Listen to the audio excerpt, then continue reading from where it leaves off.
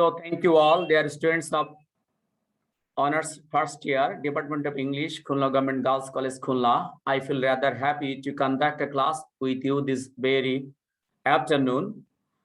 So our poem today is Piano by D.H. Lawrence, David Herbert Lawrence.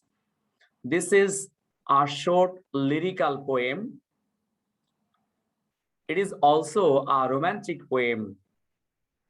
This poem is written in 3 stanzas. Each stanza contains 4 lines, and each stanza has a particular rhyming scheme. So, first, we will simply translate the meaning of the lines into Bangla. Then we will analyze the poem from a common and simple perspective of general readers. প্রথমে কবিতাটা আমরা বাংলা অর্থ করব. Next, we will analyze, and then we'll try to critically understand the poem. Softly in the dusk. Softly মানে তোমরা বলছো কোমল সুরে, নরম সুরে. আসলে এই কবিতায় এর অর্থ হবে মধুর সুরে. তোমরা মনে রাখবে, একটি শব্দের যে অর্থ সেটা হলো শাব্দিক অর্থ. শব্দটি যখন বাক্যে আমরা লিখি তখন তার যে অর্থ হয় তাকে আমরা বলি বাক্যিক অর্থ বা বাচ্যার্থ. কোন যে প্রসঙ্গে একটা অর্থ দিয়ে থাকে সেটাকে বলা হয় প্রাসঙ্গিক অর্থ. সেই শব্দটা যদি প্রতীক অর্থে ব্যবহার করা হয়ে থাকে তখন তাকে বলে প্রতীকী অর্থ. সেই শব্দটি যদি ওই বাক্যের মধ্যে রূপক অর্থে ব্যবহার করা হয়ে থাকে তখন তাকে বলে রূপক অর্থ.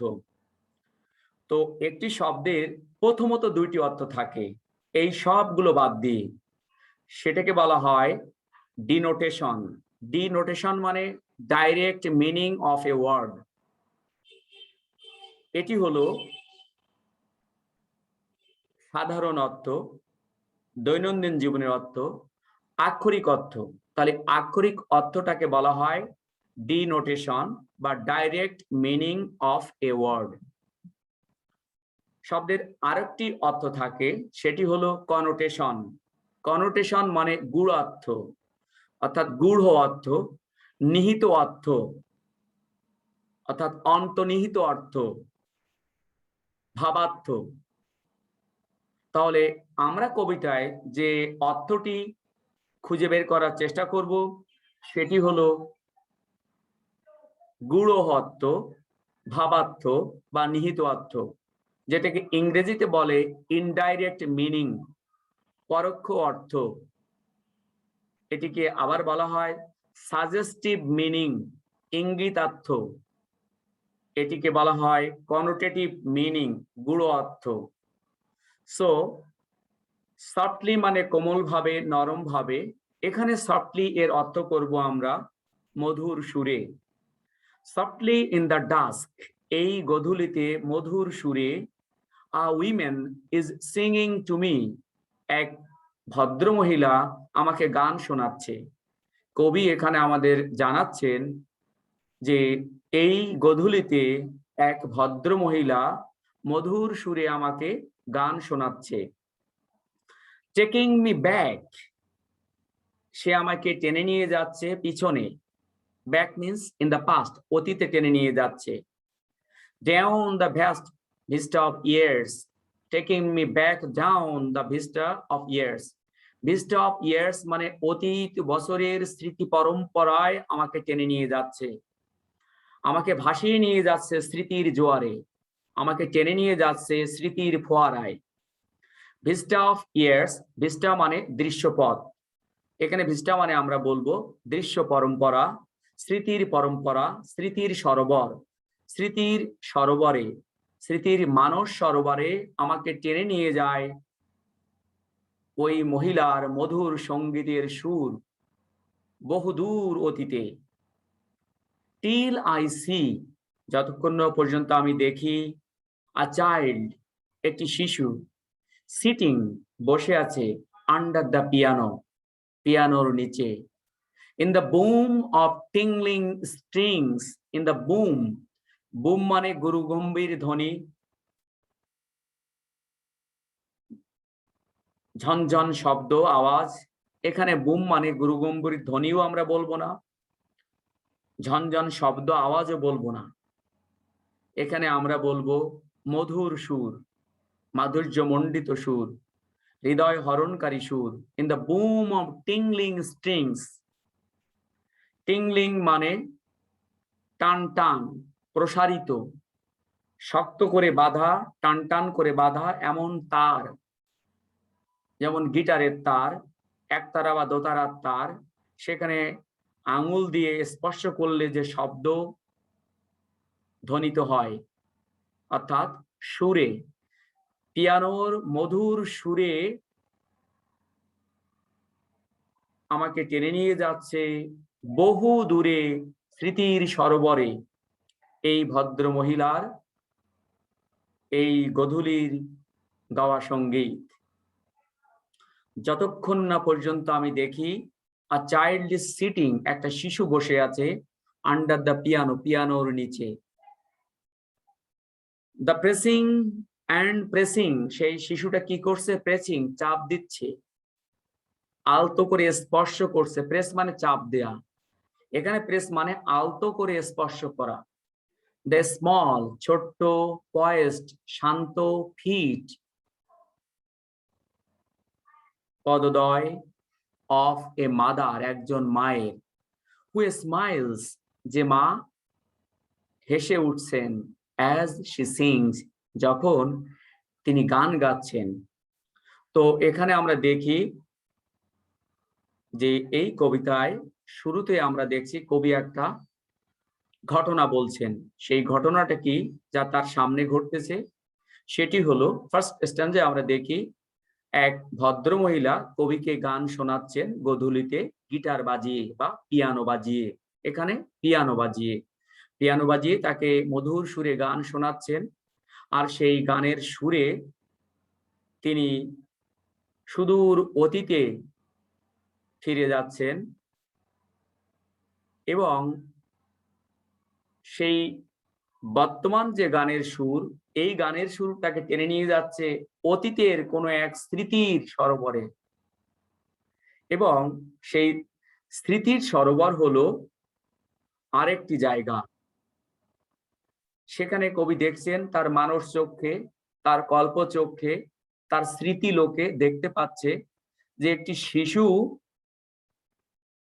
বসে আছে পিয়ানোর নিচে।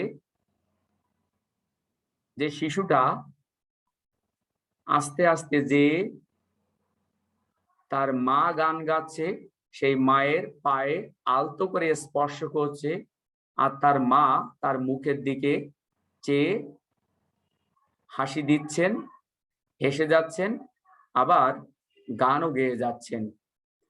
তো এখানে আমরা লক্ষ্য করি একটি দৃশ্যপট, একটি দৃশ্য আরেক দৃশ্যের দিকে নিয়ে যাচ্ছে। একটি দৃশ্য হলো বাস্তবে, যেটা কবির সামনে, আরেকটি দৃশ্য হলো অতীতে, যেটা স্মৃতি লোকে, কবির স্মৃতিতে। তাহলে বাস্তবে যে দৃশ্য সেটি হলো এক মহিলা, হতে পারে এই কবির প্রেমিকা, সে তাকে গোধূলিতে পিয়ানো বাজিয়ে গান শোনাচ্ছে। আর সেই গান শুনে, গানের মধুর সুরে কবির মনে পড়ে যাচ্ছে, মনে পড়ে গেল, মনে পড়ে যায় বহুদিন আগে তার মা যখন পিয়ানো বাজিয়ে গান গাইতো সন্ধ্যাবেলায়, তখন কবি অনেক ছোট, হামাগুড়ি দিয়ে, হাঁটু গেড়ে দিয়ে পিয়ানোর নিচে তার মায়ের পায়ের কাছে বসে থাকতো, আলতো করে তার মায়ের পায়ে চাপ দিত, আর তার মা তার মুখের দিকে তাকিয়ে হাসতো আর গান গাইতো। তাহলে দেখো, প্রথম দুইটি লাইন, এই কবিতার প্রথম স্ট্যান্জার প্রথম দুটি লাইন বর্তমানের কথা বলে। এই কবিতার প্রথম স্ট্যাঞ্জার তৃতীয় এবং চতুর্থ লাইন অতীতের কথা বলে।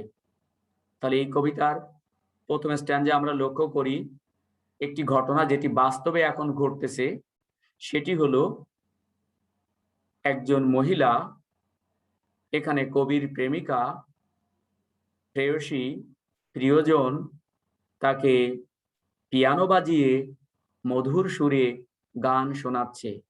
আর সেই সঙ্গীতের বা গানের মধুর সুরের প্রভাবটা কি? তার প্রভাব হলো এই, কবি এই বাস্তব জগৎ থেকে তিনি ফিরে যাচ্ছেন অতীতের স্মৃতিলোকে। যে কি দেখছেন স্মৃতিলোকে? দেখছেন তার শৈশবের সেই দৃশ্য। কোন দৃশ্য? সে দৃশ্য হলো এই, তার মা পিয়ানো বাজিয়ে গান গাইতো। আর এই কবি ডি.এইচ. লরেন্স তখন যখন ছোট্ট ছিল, শিশু ছিল, তখন তার মা যখন পিয়ানো বাজিয়ে গান গাইতো, তার মায়ের পায়ের কাছে যে হামাগুড়ি দিয়ে হাজির হতো আর মায়ের পায়ে আলতো করে স্পর্শ করত, তখন তার মা তার মুখের দিকে তাকিয়ে হেসে দিতেন। তো এই first stanza, in the first stanza, we see that the poet tells us about an incident which takes him back to his past memories. যে ঘটনা তার অতীত স্মৃতিতে তাকে টেনে নিয়ে যায়। আর সেটি কি? সেটি হলো তার মায়ের স্মৃতি। তাহলে এখানে দুইটি জিনিস দেখতে পাচ্ছি, একটি হলো কবির মায়ের স্মৃতি, আরেকটি হলো বর্তমানে কবির প্রেয়সী বা প্রিয়জন যে তাকে গান শোনাচ্ছে। দুইজন মহিলাকে এখানে আমরা পাই, একজন হলো কবির প্রেমিকা, আরেকজন হলো কবির মা। দুইজনই গান গায়, একজন হলো বর্তমানে গান গাচ্ছেন, আরেকজন হলো অতীতে গান গাইতেন। দুইজনের হাতে একটা পিয়ানো আছে, একজন বর্তমানে পিয়ানো বাজাচ্ছেন, আরেকজন পিয়ানো বাজাতো অতীতে। তাহলে দুইটি দৃশ্য আমরা দেখতে পাই, একটি হলো বর্তমানের বাস্তবের একটি দৃশ্য যেখানে কবির প্রেয়সী তাকে এই গধূলিতে পিয়ানো বাজিয়ে গান শোনাচ্ছে। আর এই সঙ্গীতের প্রভাবে কবি হারিয়ে যাচ্ছেন স্মৃতির সরোবরে, ফিরে যাচ্ছেন তার বহুদূর অতীতের শৈশবে, কল্পনার চোখে দেখতে পাচ্ছেন তার অতীত জীবন। শৈশবে তার মা যখন পিয়ানো বাজিয়ে গান গাইতো, সে তার মায়ের পাশে বসে থাকতো, মায়ের পায়ে আলতো করে পরশ দিত, মাও তার মুখের দিকে তাকিয়ে হেসে দিতেন। তো এটি আমাদের এ পর্যন্ত পড়লে আমাদের মনে পড়ে যায় আমাদের কবি কাজী নজরুল ইসলামের একটা গান আছে, তোমরা জানো, মধুর আমার মায়ের হাসি চাঁদের মুখে ঝরে, মাকে মনে পড়ে আমার, মাকে মনে পড়ে। তো সেই নজরুলের ওই গানের সাথে এই কবিতার আমরা অনেক মিল পাবো। So I would like to explain this. Softly means in a very melodious tune, in a very sweet tune, with sweet music. In this dusk, a woman is singing to me. That is, the beloved of the poet is singing to the poet himself. And this song has a great effect on him. This song draws him back to the past childhood. This song takes him away from the real world to the world of imagination. This song takes him back from this real life to the imaginative world, from this present to the past, from the sight of his beloved to the sight of his mother. So this song is a breeze. This song is a breeze. এই গান হলো একটা সেতু, এই সেতুর এক পারে হলো বর্তমান, আরেক পারে হলো অতীত। তো এই কবিতার অনেকগুলো থিম রয়েছে, সেই থিমের মধ্যে একটা থিম হলো দ্য পাওয়ার অফ মিউজিক, সঙ্গীতের প্রভাব। So one of the themes of this poem is the power of music, সঙ্গীতের প্রভাব. Here we notice that The song of his beloved has an immense influence upon the heart of the poet. He forgets the present. He forgets the present song of his beloved, and his heart sinks into the memories of the past. তার হৃদয় ডুব দেয় অতীতের স্মৃতিতে, অবগাহন করে স্মৃতির সরোবরে। তো সেটি আমরা এখানে দেখতে যাই ফার্স্ট স্ট্যান্জায়। তাহলে ফার্স্ট স্ট্যান্জায় আমরা দেখলাম একটি ছবি ইমাজারি আমরা দেখলাম। সেই ইমাজারিটা কি? ইমাজারি মানে চিত্র। কবি শব্দ দিয়ে যে ছবি আঁকেন সেই ছবিকে আমরা বলি ইমাজারি। ইমাজারি মানে কি? চিত্র। এখানে কি ছবি দেখতে পাচ্ছি? ছবি দেখতে পাচ্ছি এক ভদ্রলোক বসে আছে, তার সামনে আর এক ভদ্র মহিলা পিয়ানো বাজিয়ে গান গাচ্ছে। এই ছবি আমরা দেখতে পাচ্ছি। তারপর সেই ভদ্রলোক আমাদেরকে কি জানাচ্ছেন? জানাচ্ছেন যে এই ভদ্র মহিলার গান শুনে আমি ফিরে যাচ্ছি আমার বহুদূর অতীতে, আমার মায়ের স্মৃতি মনে পড়ে যায় এই সঙ্গীত শ্রবণে। তারপরে দেখো, যদিও এখনই আজান দেবে, in spite of myself মানে in spite of my maturity, আমার এই প্রাপ্ত বয়সের সত্ত্বেও, আমি আজ একজন প্রাপ্তবয়স্ক মানুষ, এর পরেও the insidious mastery of song, insidious মানে প্রতারণাপূর্ণ, বিশ্বাসঘাতকতাপূর্ণ, ইনসিডিয়াস মানে প্রতারণাপূর্ণ বা বিশ্বাসঘাতকতাপূর্ণ। এখানে ইনসিডিয়াস মানে কি বোঝাচ্ছে? বিশ্বাসঘাতকতাপূর্ণ বা প্রতারণাপূর্ণ কেন বোঝাচ্ছে? মাস্টারি মানে নিপুণতা, ইনসিডিয়াস মানে ধোঁকা দেয়া, বোকা বানানো, বিশ্বাসঘাতকতা করা, প্রতারণা করা। মাস্টারি মানে নিপুণতা, দক্ষতা, প্রাজ্ঞতা, বিজ্ঞতা, বিচক্ষণতা। তো এখানে ইনসিডিয়াস মাস্টারি অফ সং, এখানে ইনসিডিয়াস মানে হলো ইনডোমিটেবল, অদম্য, আনঅ্যাভয়েডেবল, অলঙ্ঘনীয়। মাস্টারি মানে বলবো আমরা ম্যাজিক, জাদু। এই সঙ্গীতের মোহনীয়তা, এই সঙ্গীতের মুগ্ধতা, এই সঙ্গীতের অলঙ্ঘনীয় মাধুর্য, বিট্রেস মি ব্যাক, বিট্রে মানে প্রদর্শন করা বলবো, বিট্রে মানে ধোকা দেয়া, বিট্রে মানে ফাঁকি দেয়া, বিট্রে মানে প্রতারণা করা। এখানে বিট্রে মানে বলবো প্রকাশ করা,